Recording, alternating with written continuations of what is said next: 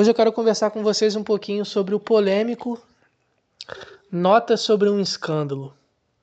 É um filme de 2006 com a...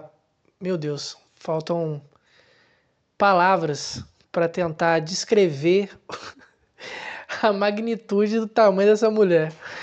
O filme protagonizado pela Cate Blanchett, que conta a história de Shiba, uma professora ali na faixa dos seus 40 anos, que trabalha numa escola, né, numa espécie de um internatozinho, né, e dá aula para crianças ali nessa faixa de 13, 14, 15 anos.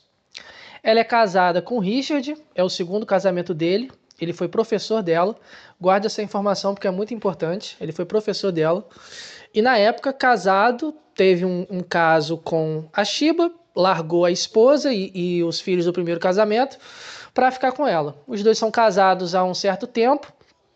Ela tem dois filhos, no caso, né? O Ben, um garotinho de 12 anos de idade que tem síndrome de Down. Essa informação também é importante, grave. Uma adolescente que está ali na faixa dos 15, 16 anos. Ela está muito bem casada, dá aula ali em Londres, dá a entender no filme que ela pertence a uma classe, e eu vou colocar muitas aspas nessa classe, burguesa. Então, assim, ela, entre aspas, não precisaria trabalhar. O marido dela tem dinheiro, os dois vivem num bairro legal ali de Londres, uma casa bonita, né, grande e tal. Ela passou 10 anos praticamente cuidando do Ben em casa, então ela não estava trabalhando, não estava estudando nem nada. Eles conseguiram matricular o garotinho numa escola muito boa, o que fez com que ela tivesse tempo, né? E com esse tempo ela resolveu trabalhar. Do outro lado do filme, que na minha concepção é uma das personagens mais interessantes que eu já vi num filme, e eu poderia até colocar em livros também, que eu li, que é a Bárbara, que é uma senhora, né? Deve estar ali na faixa dos seus 60 e poucos anos, quase 70, que também é professora dessa escola. Só que a Bárbara, ela encarna muito bem o arquétipo da megera, sabe? Tipo, é uma personagem que logo de cara você não gosta, porque ela dedica boa parte da vida dela para falar mal dos outros. Então, assim, para ela, ninguém presta.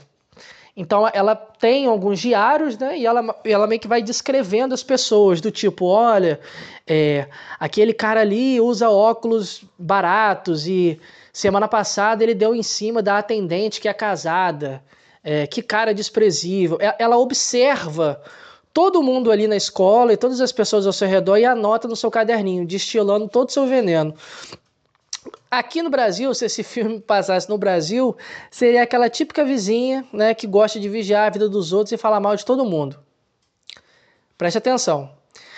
Aí, beleza, ela tá nessa escola, chega a Sheba, né, tipo, uma mulher lindíssima, né, todo mundo ali fica vidrado nela, né, todo mundo quer um pouco da atenção dela, né, conversa com ela, os alunos também gostam dela, as roupas que ela usa são roupas diferentes da maioria dos professores.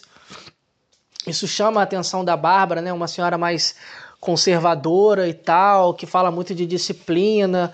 A Shiba fala bastante sobre arte, né? Sobre, enfim, literatura, cinema, música. E ela também trabalha com arte, né? Em compensação, a professora, né? A Bárbara, segue uma linha mais rígida, né? Do tipo, não, os alunos só precisam de disciplina e tal, eles não precisam de tantas aspirações, ou não devemos perguntar o que os alunos querem. Então, assim, há uma espécie de um embate ali de personalidade e de visão em relação ao trabalho. Tudo muda quando durante uma espécie de festa ali, barra reunião, ela pega no flagra ali a Shiba fazendo sexo oral num rapaz. Quando ela vê essa cena, o olho dela se arregala assim, né? Tipo, pô, ela tá vendo uma professora de adulta ali, de meia idade, transando com um garoto de 15 anos de idade, que é o Sidney. Se não me engano, o nome dele é Sidney. Transando com um garoto de 15 anos de idade. Cara, a atriz aqui, velho, é absurda a interpretação dela, da Julie Dutch, uma atriz britânica. É absurdo, porque assim, nesse primeiro momento você pensa, caramba, ela vai denunciar a Shiba, né? Ela vai na polícia ou vai colocar a boca no trombone na escola e vai, né, denunciar a colega de trabalho. Não. Ela pega essa informação como uma espécie de um material ali para manipular a Shiba. Como quem diz, olha, nós duas compartilhamos de um segredo, ou melhor, eu sei do seu segredo. Eu não vou contar para ninguém. Mas em compensação, essa senhorinha, tão doce para dizer o contrário, ela meio que vai entrando dentro da família da Shiba. Então, assim, ela quer muita atenção, ela quer ali participar dos momentos em família da Shiba e ela guarda esse segredo. Então, olha só, ela não denuncia a colega. Ela pega essa informação para usar como chantagem, como quem diz, olha, você agora vai ser minha amiga, vai me dar atenção, vai conversar comigo, né? E eu não conto para ninguém. Nessa primeira parte do filme, você pensa assim, bom, essa mulher não presta, né? Essa mulher não presta. Só que o diretor e o roteirista, ele é muito bom em manipular o espectador. Em que sentido? Vai jogando vários signos que essa senhorinha vive sozinha, tem uma gatinha que tá passando mal ali, ela acaba perdendo a gatinha, que é um ponto de virada do filme. Ela não tem amigos, tem uma irmã que visita ela de vez em quando, ninguém da escola gosta dela. Então, assim, é uma mulher solitária, que passa uma imagem de uma pessoa amarga, sabe? Uma pessoa que ninguém quer conversar ou ficar por perto, sabe? E o diretor, ele é muito genial nisso, sabe? E a atriz aqui nossa, uma das melhores interpretações que eu já vi, assim, tipo, na vida. Aí, beleza. Nessa segunda parte do filme, que ela pega essa informação que a Shiba tem relações com um garoto de 15 anos e ela usa como uma forma de manipular, o filme começa a dar várias pistas que ela teve uma amiga, vou botar amiga entre aspas, que foi embora ali daquela região, né, ali da cidade, e colocou uma medida protetiva contra ela. Não sei se é protetiva ou protetiva, enfim. De 500 metros. Aí você pensa assim, caramba, que leva uma pessoa a fazer isso, né? Tipo, ter uma medida desse tipo, olha, 500 metros de distância. Aí tem uma parte que a irmã dela fala sobre a morte de alguém, de uma amiga dela. Essas duas partes no filme dão a entender que a Bárbara é lésbica. Então, olha o contexto. Uma professora que tem esse arquétipo assim, de uma pessoa bem conservadora, rígida e tal, mora só, e o filme dá a entender ali que ela é lésbica. Imagine se isso naquela região ali, né, as pessoas soubessem. Beleza. Nessa segunda parte do filme, ela se interessa pela Shiba. Na verdade, na minha concepção, ela se interessou desde o início. Desde o início, ela ficou interessada pela Shiba, pela atenção que a Shiba recebia de todos. E ela queria a atenção da Shiba também. Assim, ela queria o amor, o afeto, a suposta amizade da Shiba também. Ela queria a Shiba só para ela. Nessa parte aqui do filme, começa a desenrolar uma espécie de uma subtrama, que é o seguinte. A personagem da Bárbara, ela é muito mais complexa e tem muito mais camadas do que a própria Shiba, que supostamente é a protagonista do filme. O filme ele não procura trazer um debate a respeito do abuso sexual ou da relação entre professor e aluno, apesar de ser o ponto central do filme.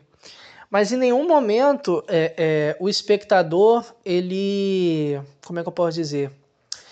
Ele se vê diante de uma discussão do tipo, uma discussão moral, ética. Muito pelo contrário, você se pergunta o seguinte, por que essa mulher não denunciou a professora?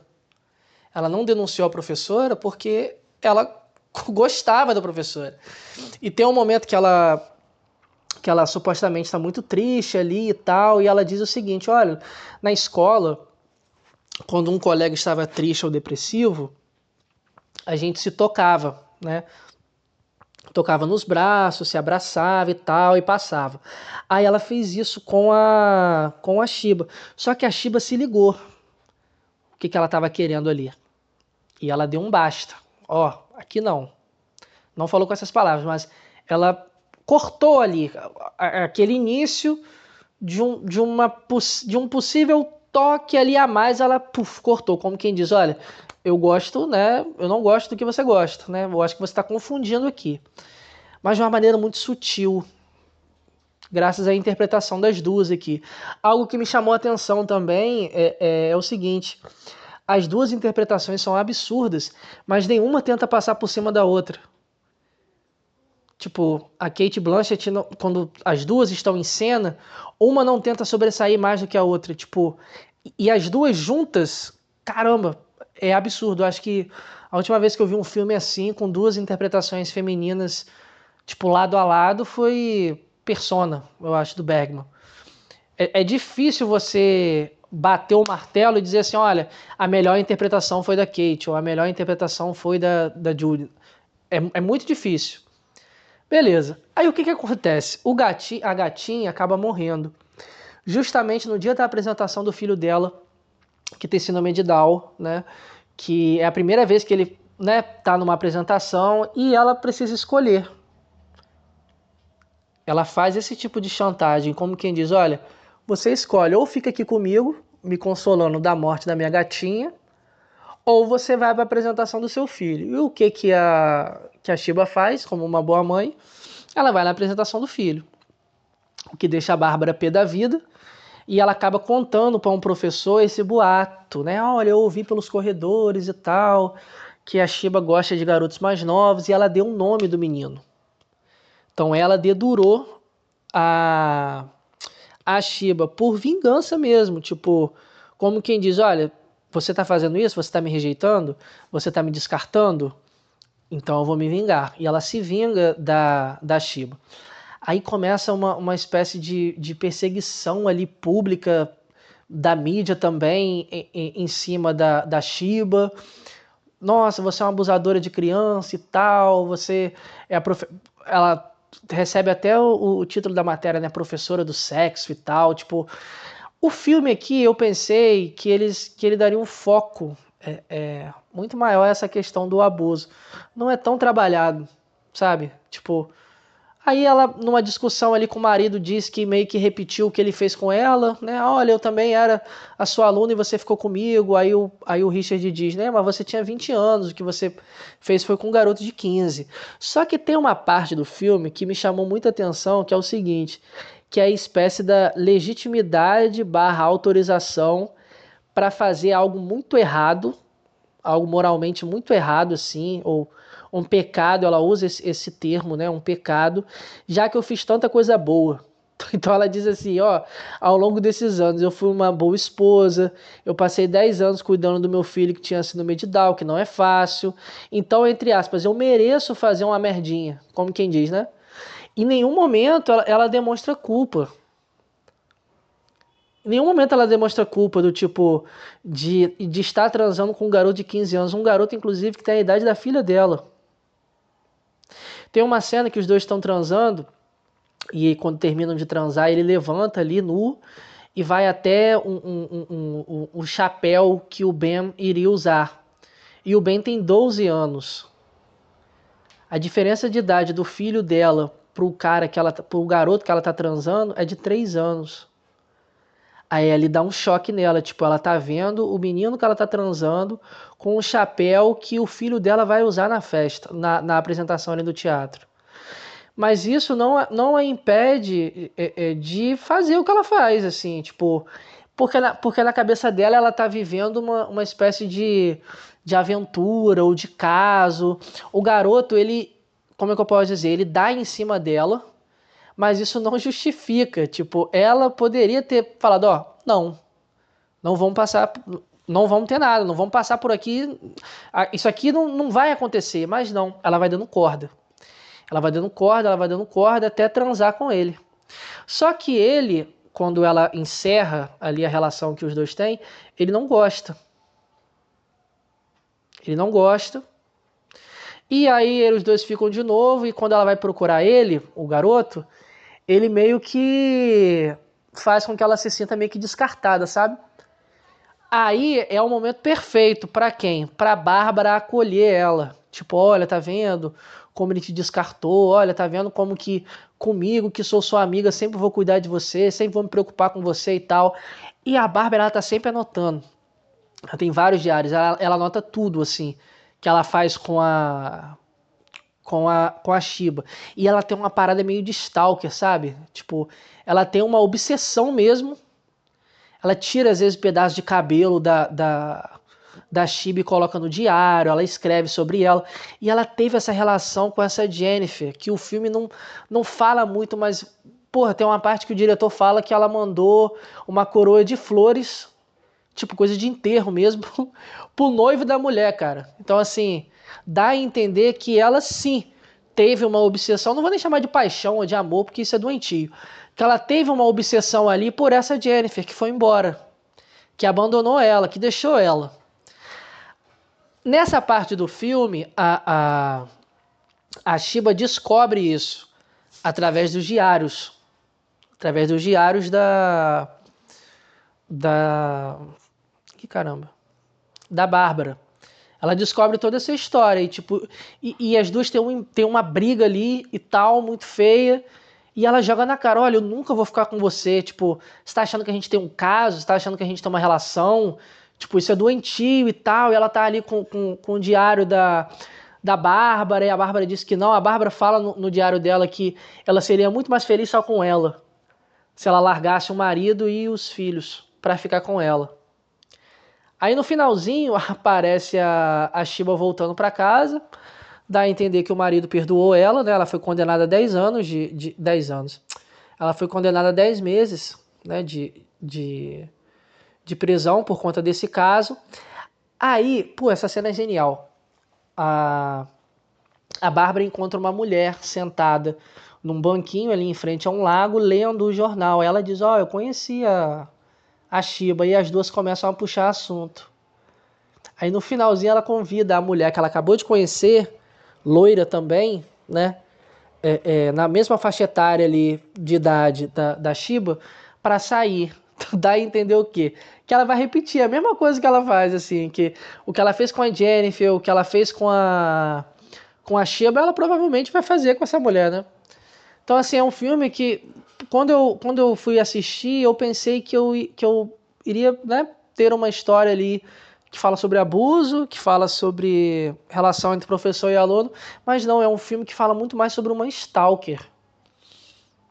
Sobre uma stalker mesmo. Mas, assim, o filme, pra mim, ele só pecou nisso. Tipo, não é que ele relativiza a relação entre uma professora de meia idade com um adolescente ali, com um menor de 15 anos. Mas ele não se aprofunda. Ele não desenvolve tanto nem o personagem, o garoto, e também não desenvolve muito essa relação dos dois, assim. Essa relação ali, nesse sentido, sabe? Tipo, se era um abuso, se não. Se ela era uma abusadora ou não.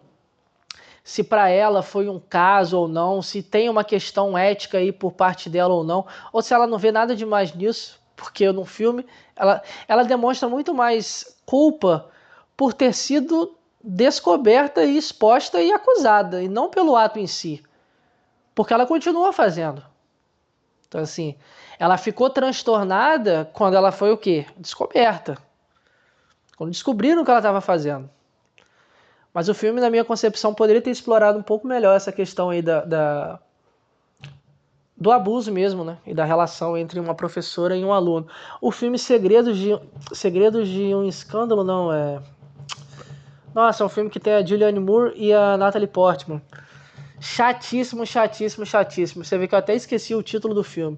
Fala sobre isso também, né? Uma relação ali de uma professora de meia idade com um garoto de, na época, não sei se tinha 13 ou 14 anos, ela acabou engravidando do garoto, foi presa e teve o filho dentro da prisão. Aí a Natalie Portman, no caso, é uma repórter, não, é uma atriz que vai interpretar essa professora e meio que visita essa mulher meio que ali numa espécie de um laboratório ali de ator e tal. Mas, nossa, o filme é muito ruim. É muito ruim, é muito ruim. É muito ruim, é muito ruim. Tipo, acho que foram uma das 2 horas mais, assim, valiosas da minha vida que eu joguei fora assistindo algo tão ruim.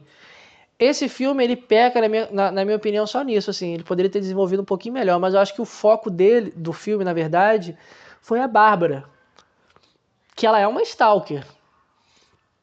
Ela é uma stalker, né? Espero que vocês tenham curtido o vídeo. O filme está disponível no Disney Plus. Vale muito a pena assistir.